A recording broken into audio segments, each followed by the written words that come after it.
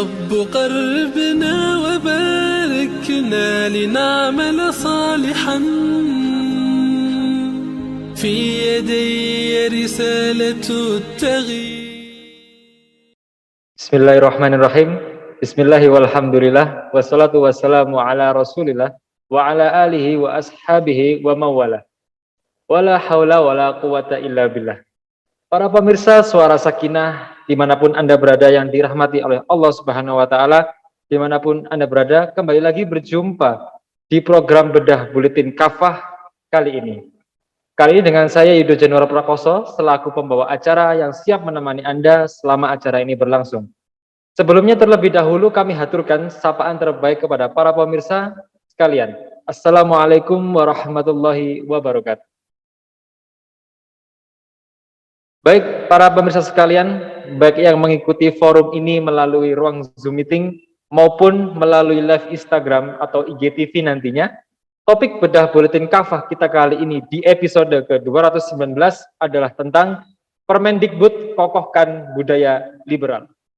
Sahabat Suara Sakinah yang dirahmati oleh Allah Subhanahu wa Ta'ala, sebagaimana marak dalam pemberitaan, pasal-pasal dalam Permendikbud Ristek nomor 30 tahun 2021 menekankan aspek konsen atau persetujuan sebagai penentu apakah kegiatan seksual tergolong kejahatan atau tidak.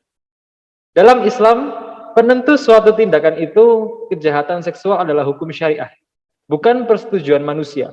Walaupun itu terkait HAM, menjadikan konsen atau persetujuan sebagai penentu kebolehan suatu kegiatan seksual di luar nikah adalah khas pemikiran kaum liberal. Lantas, apa saja para pemirsa bahaya pemikiran liberal tersebut? Apakah betul penolakan terhadap Permendikbud ini artinya mendukung terus berlangsungnya kekerasan seksual? Baiklah para pemirsa sekalian, untuk mengulasnya lebih lanjut di sore hari ini, alhamdulillah telah hadir di tengah-tengah kita Ustadz Dr. Husnuddin MEI Hafizahullah Ta'ala. Kita akan sapa terlebih dahulu. Assalamualaikum Ustadz. Waalaikumsalam warahmatullahi wabarakatuh. Bagaimana kabarnya Ustadz? Sehat? Alhamdulillah. Alhamdulillah. Alhamdulillah. Ya baik, alhamdulillah para pemirsa, insya Allah beliau telah siap untuk berbagi tentang topik ini. Baik dalam rangka memberikan kelapangan bagi beliau untuk menyampaikan pemaparannya, langsung saja kami haturkan kepada Ustadz Husnuddin Hafizahullah Ta'ala. Tafadhol Ustadz. Baik, terima kasih. Assalamualaikum warahmatullahi wabarakatuh. Kepada semua pemirsa, pada kesempatan hari ini, di mana sistem pendidikan sudah mengalami masa yang cukup luar biasa terkait dengan adanya musibah pandemi, sehingga sistem pembelajaran juga tidak berlaku efektif. Publik kemudian dikejutkan dengan munculnya Permendikbud ya, nomor 30 tahun 2001 terkait dengan pencegahan dan penanganan kekerasan seksual. Yang Permendikbud ini, kalau saya menganalisa, ini cukup aneh. Ya. Kenapa cukup aneh? Karena yang pertama, terdapat pasal-pasal yang pasal-pasal tersebut itu justru bertentangan dengan tujuan dan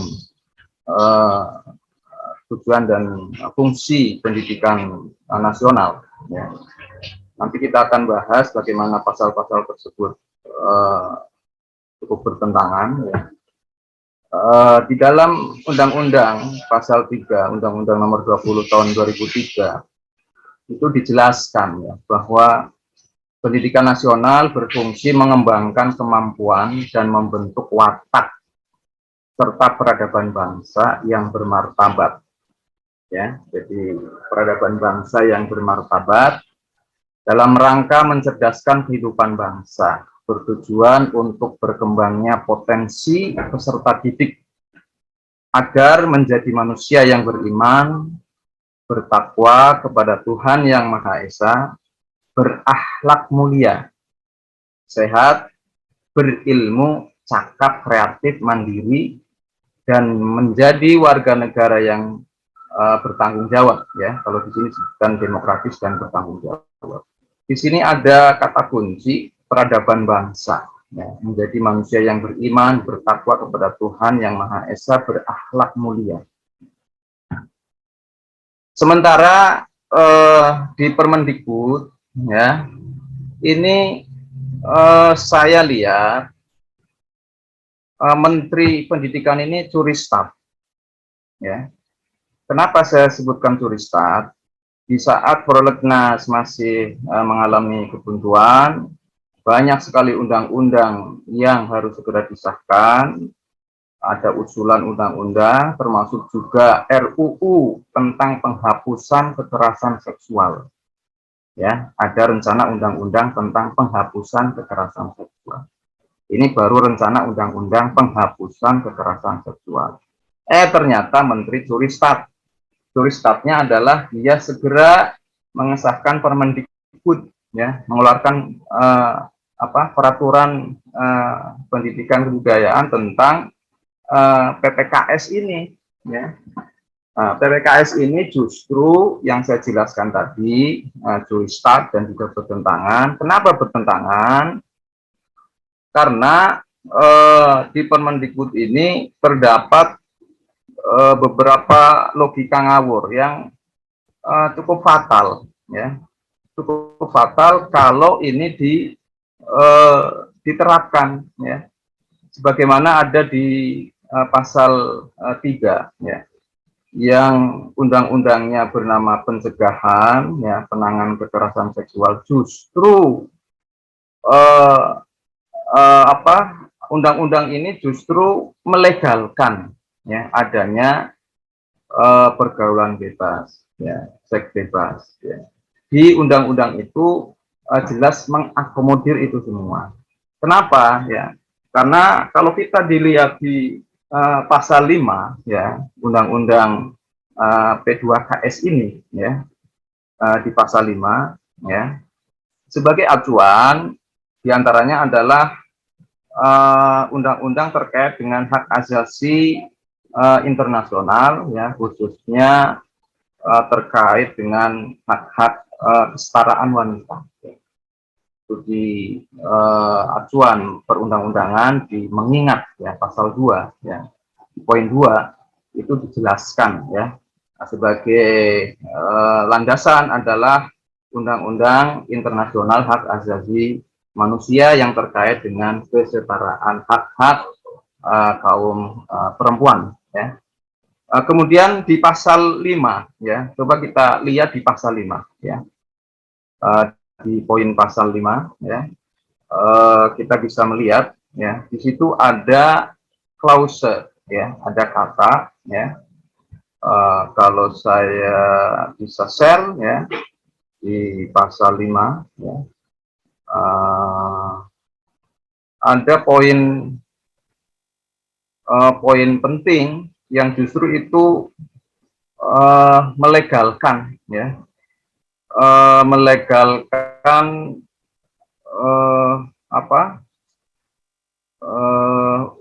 terkait dengan ini, ya, kebebasan seksual, ya, ketika ada persetujuan, ya, ketika ada persetujuan, maka di situ dibolehkan, ya. Ini ada salinannya, coba kita buka, ya, di pasal 5, ya, pasal 5, ya. Di pasal 5 itu dijelaskan biar pemirsa ini bisa melihat, ya, kenapa kok perlu dikritisi, ya. Karena di pasal 5 ini memuat, ya, memuat apa bisa sudah terlihat, ya, pasal 5, ya. Coba pasal 5 bisa diperlihatkan. Masih ready 10 menit lagi, Ustadz, kata Ustadz. Oke. Di pasal 5 itu ada klausa yang jelas, ya. terkait dengan bolehnya melakukan aktivitas pergaulan bebas yang menjurus kepada seksual ketika kedua belah pihak ada persetujuan. Ya. Jika ada persetujuan maka dibolehkan. Ya. Kenapa? Ya karena itu bukan kekerasan lagi. Ya. Sebagaimana halnya definisi kekerasan, ya. Definisi kekerasan itu ketika salah satu pihak itu tidak ada kesepakatan, ada unsur pemaksaan, ya. Ada unsur pemaksaan. Maka ini masuk ke kategori, ya ini bisa saya tunjukkan ya di pasal 5, ya. Coba kita lihat sama-sama agar publik tahu ya kenapa kok Permendikbud ini harus segera dicabut, ya. Karena memang yang saya tadi jelaskan ini bertentangan dengan tujuan ya pendidikan nasional, ya. Yakni adanya membentuk ketakwaan, ya. Kemudian bahkan di dunia pendidikan Islam itu biasanya disebut mencetak mahasiswa yang ulul albab, ya. Ulul albab itu kan alladzina yadhkurunallaha qiyaman wa qu'udan wa 'ala junubihim wa yatafakkaruna fi khalqis samawati wal ardh rabbana ma khalaqta hadza batila subhanaka faqina adzabannar. Nah, tetapi kenapa ya kok di peraturan ini ya Permendikbud justru mengakomodir ya ini kekerasan seksual sebagaimana dimaksud pada ayat tersebut meliputi menyampaikan ujaran, mendiskriminasi, melecehkan tampilan fisik. Nah, ini tampilan fisik ini nanti bisa tasabuh, ya. Tasabuh dibolehkan. Kalau ada tasabuh kemudian dilecehkan, nah ini yang melecehkan kena delik hukum, ya. Tasabuh itu misalkan laki-laki menyerupai wanita itu dibolehkan, ya. Nah, kalau undang-undang ini disahkan, karena nanti yang melecehkan ya tampilan, ya, maka ini bisa terkena delik hukum, ya. Kemudian itu yang terkait dengan LGBT, ya. Kemudian ada juga terkait dengan persetujuan korban, ya. Jadi persetujuan korban ini diantaranya di sini ada poin F, ya. Coba kita lihat di pasal, nah ini di poin B, ya, memperlihatkan alat kelamin dengan sengaja tanpa persetujuan korban, ya. Ini baik sudah mulai muncul di pasal 5, ya, pasal 5 di bagian atas, terus ya.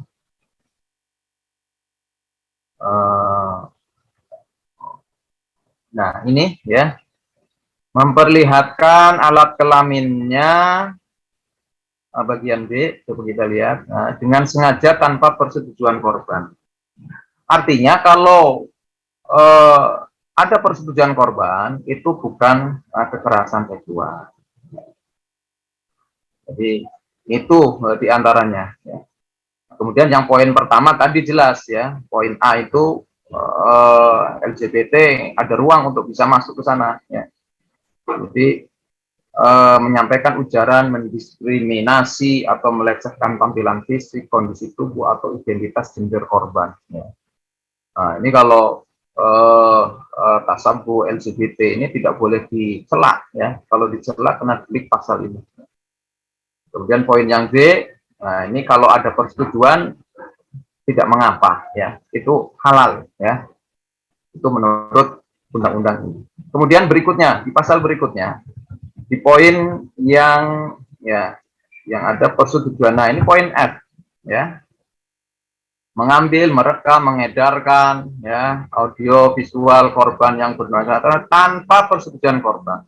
Artinya kalau ada persetujuan korban, ya, itu tidak apa-apa, halal, ya.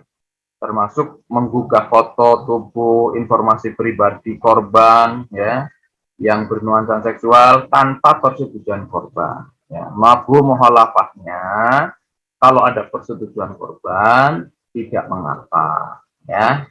Kemudian poin H juga begitu. Ya, poin H. Ya. Jadi poin H ini ini juga menyebarkan informasi terkait tubuh ya pribadi korban yang bernuansa seksual tanpa persetujuan korban. Kalau ada persetujuan korban, maka diperbolehkan, tidak mengapa ya. Jadi tidak persoalan ya, halal ya. Nah, ini menurut Permendikbud poin ini. Kemudian membujuk, menjanjikan, menawarkan sesuatu atau mengancam korban untuk melakukan transaksi atau kegiatan seksual. Ya. Sehingga ketika dilakukan transaksi atau kegiatan seksual yang disetujui oleh korban, maka ini tidak mengapa. Ya. Tidak apa-apa ini. Ya. Ini kan mafhum mukhalafahnya seperti itu. Ya. Kalau orang yang belajar fikih yaitu paham lah ya poin-poin seperti ini. Ini makanya saya bilang ini logika ngawur sekali nih ya. Logikanya ngawur sekali. Termasuk poin yang L, menyentuh, mengusap, meraba, memegang, memeluk, mencium, menggosokkan bagian tubuhnya pada tubuh korban tanpa persetujuan korban. Ya. Artinya kalau sama-sama setuju nggak apa-apa ya. Di kampus itu marak ya, ada transaksi ya, kegiatan seksual atau kegiatan apa, silahkan nggak apa-apa asal sesuai persetujuan, suka sama suka ya. Ini yang menjadi dasar argumen bagi hak asasi internasional kesetaraan wanita yang dijadikan sebagai acuan dasar dikeluarkannya undang-undang ini. Kemudian membuka pakaian korban tanpa persetujuan korban. Poin M itu. Ya. Artinya apa? Kalau ada persetujuan suka sama suka nggak apa-apa. Ya. Nggak apa-apa itu. Ya. Bayangkan ini sudah luar biasa sekali di pasal 5 ini. Ya. Inilah inti pokok dari apa yang disebut sebagai kebebasan berperilaku. Ya. Ini sudah mencakup di pasal 5 ini. Jadi poin-poin ini sangat luar biasa ya. Sehingga bertentangan dengan tujuan pendidikan nasional ya, membentuk manusia yang beradab, berkarakter, ketuhanan yang Maha Esa, berakhlak mulia ya.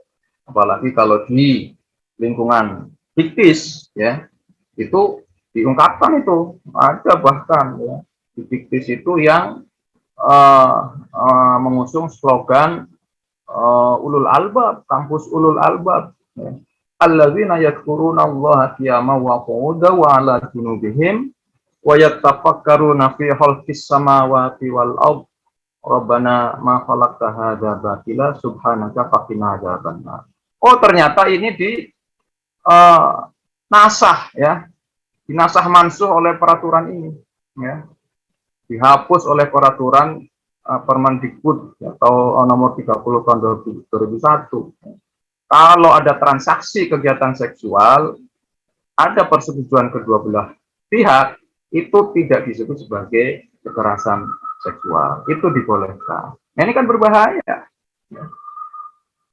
Dan ini juga dilema pimpinan ya, pimpinan kampus perguruan tinggi itu juga harus taat patuh kepada Permendikbud ini, karena kalau tidak ya, kalau tidak maka akan diberi sanksi ya. Ini ada di pasal 55 ini ya. Makanya coba di pasal 55 ya. Nah ini ya, dalam hal pemimpin perguruan tinggi tidak melaksanakan kewajiban ya, maka teguran tertulis ya. Jadi semua kampus tidak bisa menolak ini ya. Apalagi yang takut ya, jabatan rektornya diambil. Ini dia ada di poin B ini. Coba di poin B ya. Nah ini penghentian dari jabatan bagi pemimpin perguruan tinggi. Ini kan luar biasa ya. Jadi logika ngawur ya.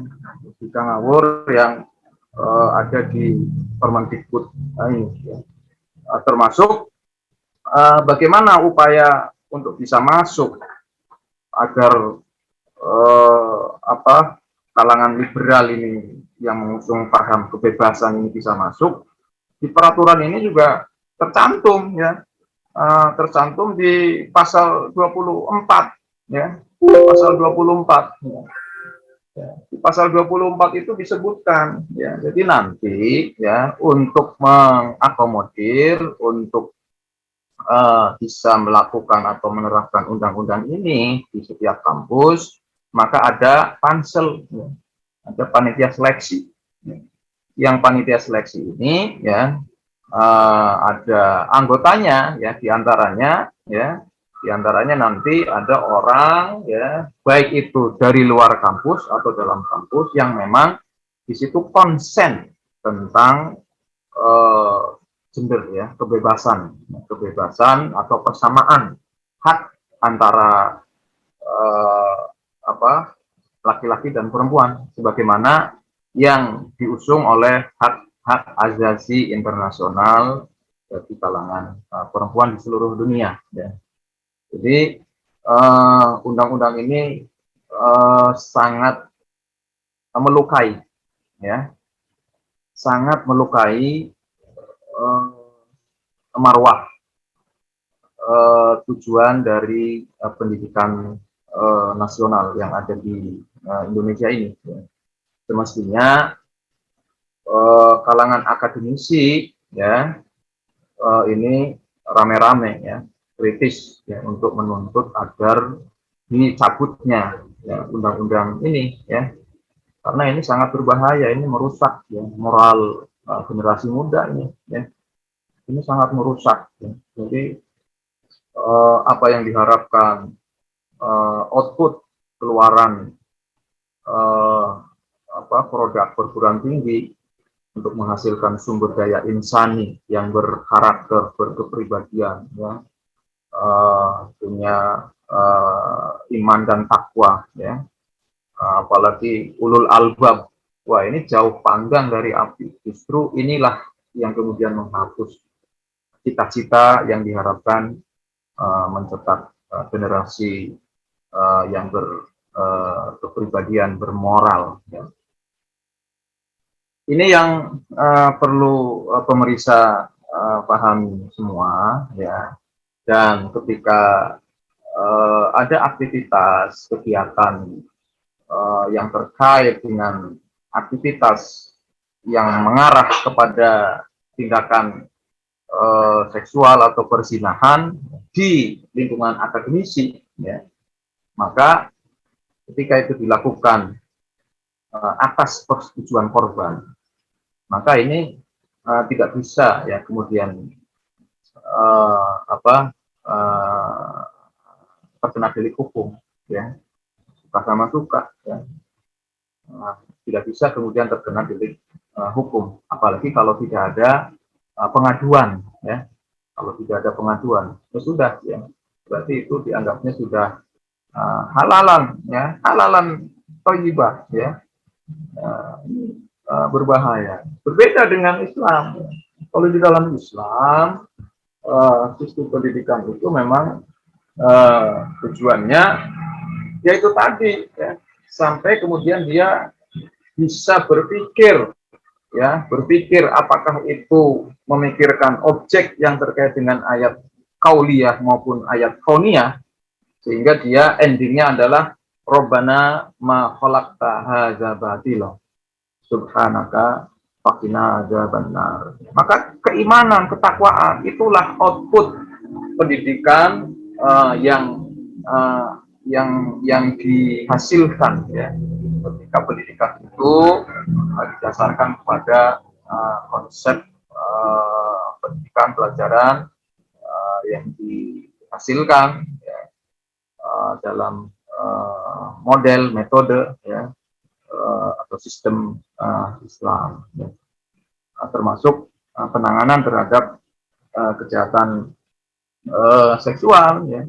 Islam jauh-jauh hari, ya, itu sudah menjelaskan, ya, bagaimana beratnya, ya, sanksi, ya, terkait dengan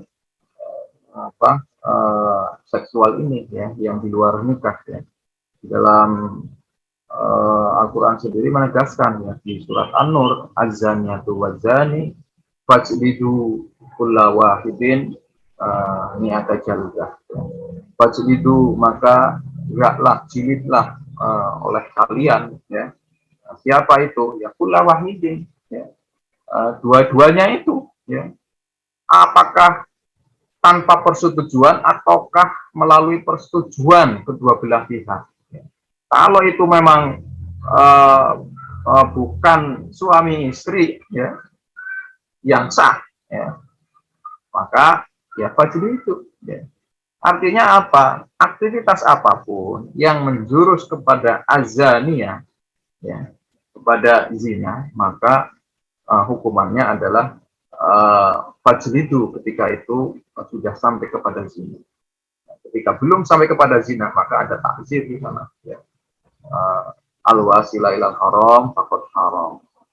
Maka inilah yang harus dipahami oleh pemirsa ya.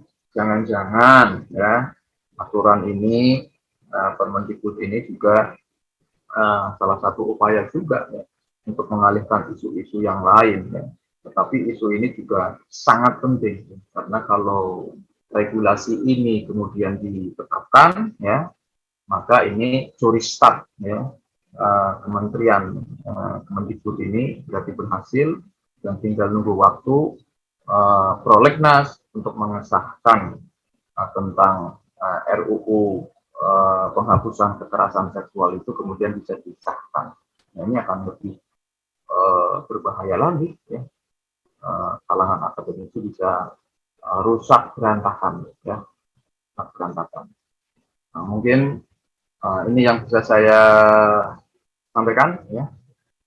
Saya kembalikan kepada moderator ya. Terima kasih.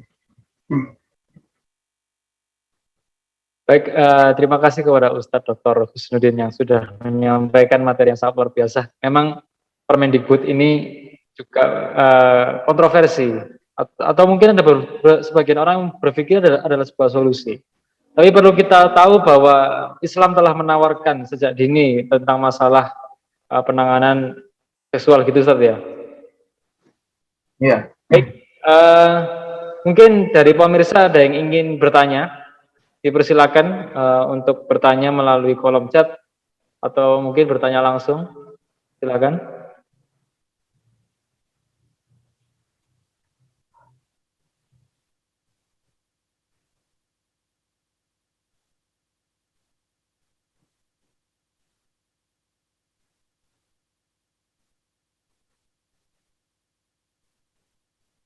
Ya, sambil menunggu penanya ya. Kalau dalam Islam ini kan bagaimana instrumen ya untuk mencegah terjadinya perzinahan ya. Itu banyak sekali ya, undang-undang ya, atau hukum syara yang kemudian harus diterapkan. Di antaranya perintah menunjukkan pandangan, ya, larangan follow-up, ya. Kemudian adanya larangan untuk tasabuh, ya. Kemudian adanya larangan untuk membuka aurat, kemudian bagaimana pergaulan, ya. Pergaulan adanya pembatasan dalam aspek-aspek tertentu, ya, terlebih dalam hal yang sifatnya kehidupan khusus, yaitu terpisah ya, atau tidak bisa diakses oleh publik. Yang ini sebagai jalan atau wasilah ya, agar tidak terjadi adanya perzinahan itu atau pergaulan bebas itu. Jadi sekali lagi kalau cukup jernih ya, cukup cerdas, maka tentu mestinya yang diakomodir adalah undang-undang yang bersumber dari hukum syara ya tentunya, di mana sistem pendidikan itu dibangun, ya, diciptakan atau dibangun bentuknya. Apakah itu dari materi kurikulum ya, atau metodologi pembelajaran, ya, dan lain sebagainya. Sehingga wacana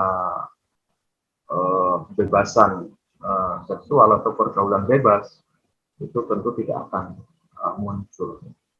Jadi karena pendidikan yang ada itu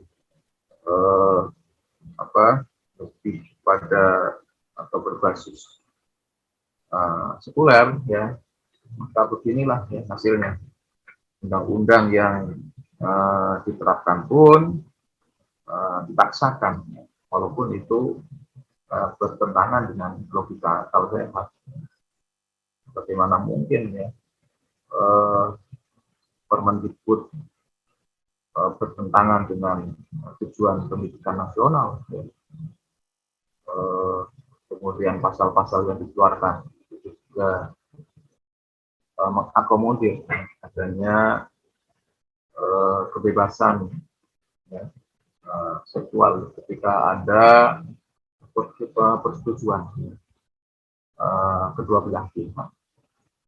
Ini kalau saya lihat Permendikbud ini menjadi bencana sebenarnya, bencana di kalangan akademisi, bencana untuk menghasilkan generasi yang berkualitas, yang beriman, bertakwa, ya, apalagi sampai berkarakter ulul albab.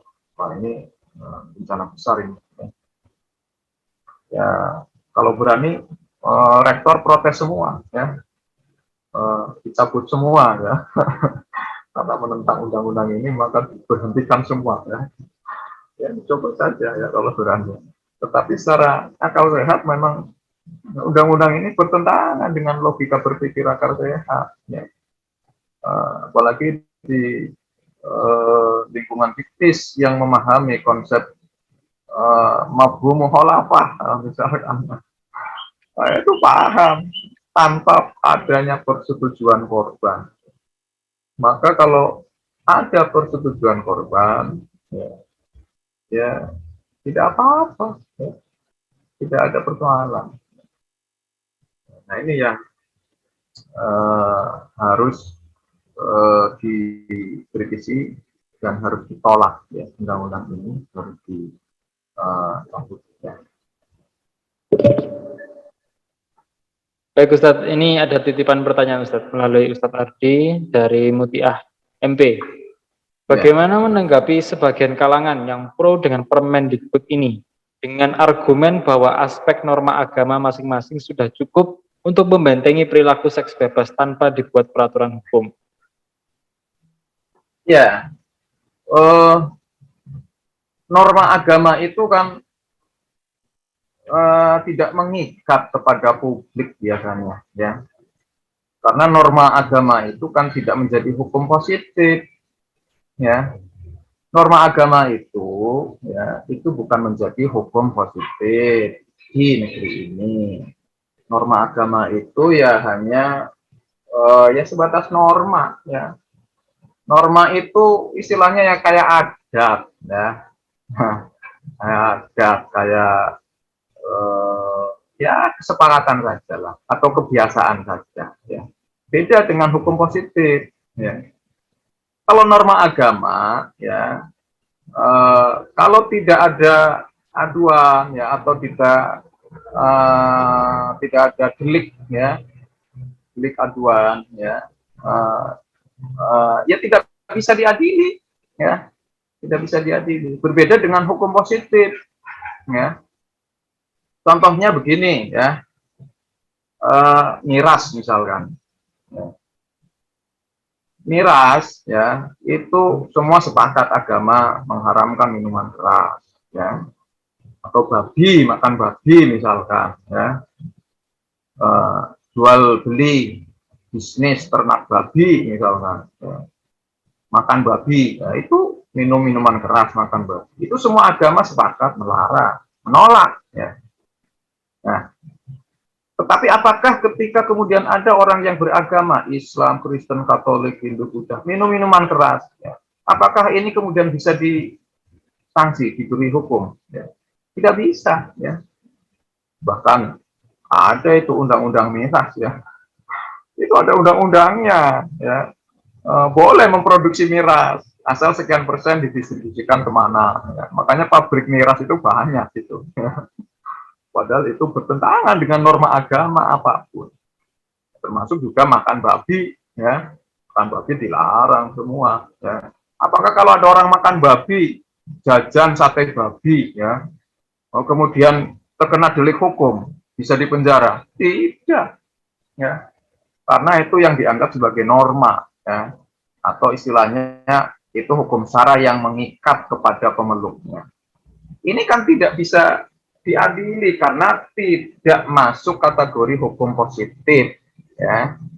Nah, termasuk juga pergaulan bebas, seks bebas, ya. Agama mengatur kalau tidak dijelaskan atau tidak dihadirkan di hukum positif, maka tidak bisa diadili. Tidak bisa diadili. Nah, apalagi kalau sudah balik, ya. Kalau di sini kan undang-undang terkait dengan kesetaraan wanita, ya, Undang-Undang Internasional Hak Asasi Manusia bagi Wanita, kesetaraan, ya, itu 17 tahun, di atas 17 tahun, itu boleh melakukan seks bebas ketika tidak ada paksaan, ya, itu diperbolehkan. Ya 17 tahun itu ya masanya kuliah itu, ya, jadi masa-masa kuliah itulah, ya. Jadi itu beda antara norma dengan hukum positif. Ini kan hukum positif, ya. Hukum positif yang dihadirkan oleh Permendikbud itu artinya memang diundangkan, ya. Bisa ada delik, bisa ada sanksi ketika tidak dilakukan. Contohnya kayak tadi pasal 55. Kalau rektor tidak mengikuti undang-undang ini, maka dicabut, ya, diganti. Nah, itu contohnya seperti ini.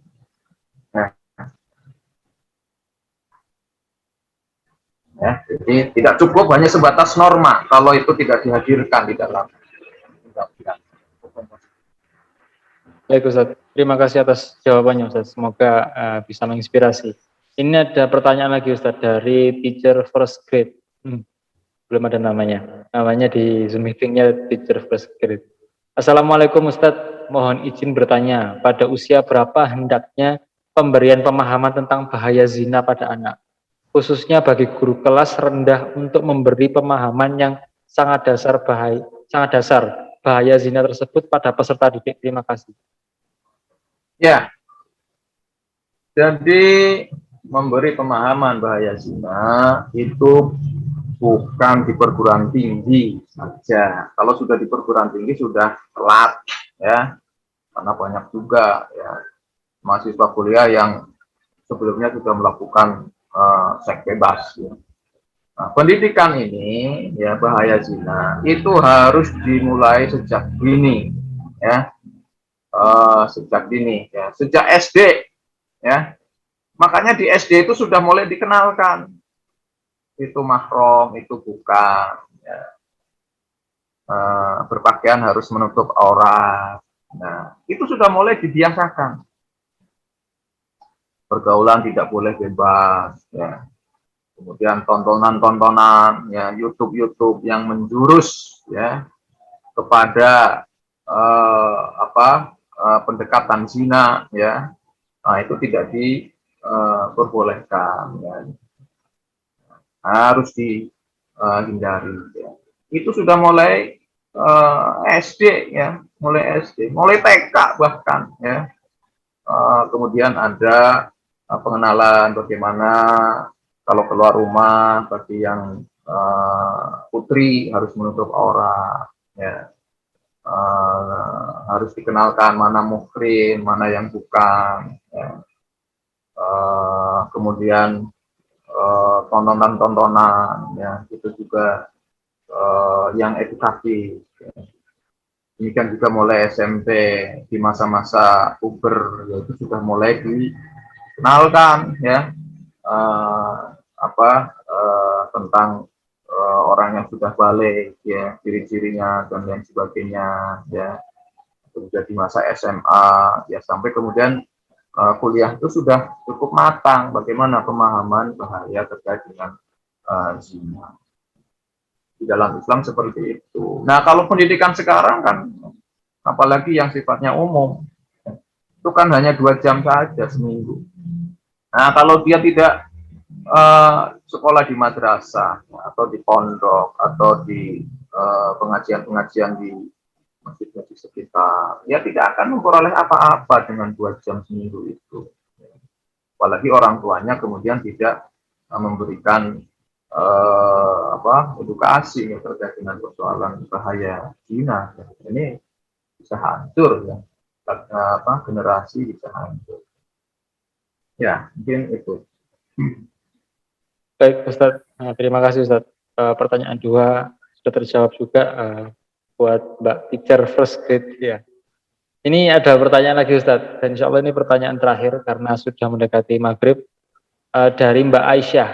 Assalamualaikum Ustadz, Afwan, saya izin bertanya, terkait Permendikbud ini, bagi sebagian masyarakat menyambut hangat, ada yang pro dan kontra. Kalangan yang pro ini mengatakan bahwa kalangan yang kontra ini berarti tidak setuju jika peraturan ini dibuat untuk lingkungan kampus. Padahal kalangan yang kontra ini mempermasalahkan frasa karet tanpa persetujuan korban dan justru akan berakibat melegalkan zina.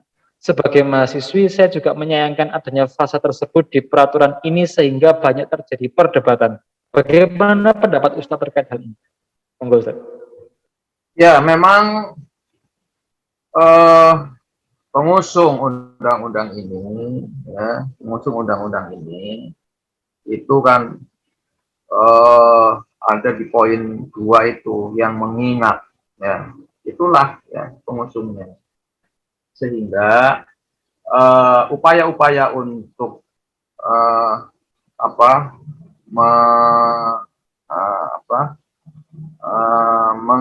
menyebarkan paham pergaulan bebas, ya, kebebasan, ya, di dunia akademis, ya, itu memang diciptakan, ya, sedemikian rupa.